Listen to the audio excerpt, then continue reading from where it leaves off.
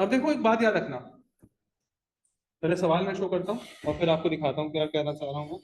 अगर वो आपसे सवाल में बोलता है कि find two geometric means between 1 and 64, 1 and 64 के बीच में दो ज्योमेट्रिक मीन निकालने हैं। याद रखना जब भी इस तरह का सवाल हो ना और ज्योमेट्रिक मीन बोले वो, तो इसका मतलब वो इंडिकेशन दे रहा है ज्योमेट्रिक प्रोग्रेशन की तरफ।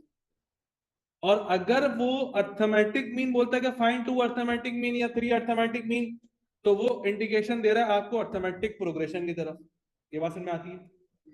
अगर ज्योमेट्रिक मीन बोले तो समझ जाइएगा ज्योमेट्रिक प्रोग्रेशन की तरफ इशारा कर रहा है, और अगर अर्थमेटिक मीन बोले समझ जाइएगा अर्थमेटिक प्रोग्रेशन की तरफ इशारा कर रहा है। इसका मतलब ये सवाल किस चीज का हो गया? जीपी का हो गया। अच्छा, 4 नंबर कभी आपने रेशो में लिखे हुए देखे होंगे, तो वो ऐसे लिखे होते हैं 4 नंबर रेशो में। ये फर्स्ट एंड लास्ट, ये नंबर्स कहलाती हैं एक्सट्रीम नंबर्स। क्या कहलाती हैं? एक्सट्रीम नंबर्स, यानी कि एक्सट्रीम वैल्यूज। ठीक है।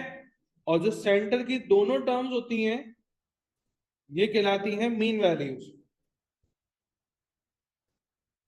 सही है ना? अब अगर A B C and D geometric progression है, तो बी और सी कहलाएगा ज्योमेट्रिक मीन। और अगर A B C and D आपके पास अर्थमेटिक प्रोग्रेशन है, तो बी एंड सी कहलाएगा आपके पास अर्थमेटिक मीन। आ रही है मेरी बात समझ में? तो मीन का मतलब क्या होता है? सेंटर वाली वैल्यूज। तो वो सवाल में ये कह रहा था कि find two geometric means between 1 and 64। इसका मतलब 1 and 64 के बीच में दो नंबर्स और हैं, है ना? 1 and 64 के बीच में दो नंबर्स हैं, जिसको उसने ज्योमेट्रिक मीन का नाम दिया। और ज्योमेट्रिक मीन क्यों बोला था? क्योंकि ये प्रोग्रेशन कौन सी है? ज्योमेट्रिक प्रोग्रेशन है। ओके, आ रही है मेरी बात सुन में? मुझे बताया ज्योमेट्रिक प्रोग्रेशन है, फर्स्ट नंबर को किससे रिप्रेजेंट करते हैं? ए से। सेकंड को ए प्लस से। शाबाश, शाबाश, ए प्लस। थर्ड को किससे रिप्लेस करते हैं? और फोर्थ को ए आर क्यूब।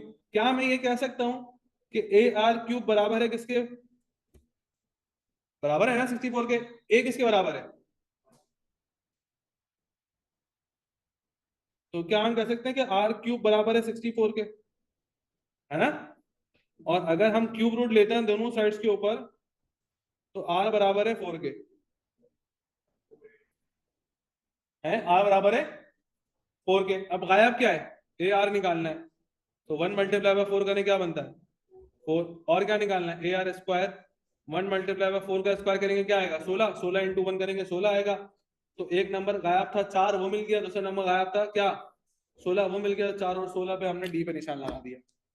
आ रही है मेरी बात समझ में?